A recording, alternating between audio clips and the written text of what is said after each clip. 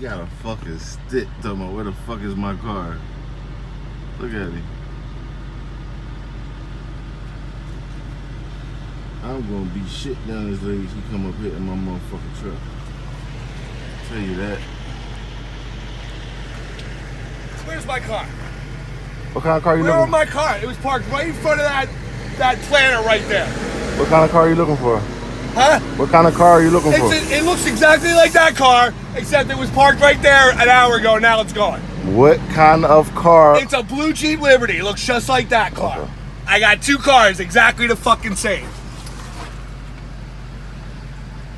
I didn't move a Jeep Liberty. What? I didn't move a Jeep Liberty. Somebody did, because it was there an hour ago when my wife went running. It was sitting right there, and now it's not, like every other fucking car on the street. So who did? Who's in charge? You better fucking tell me now. Ask one of the other guys. No, I already asked this asshole.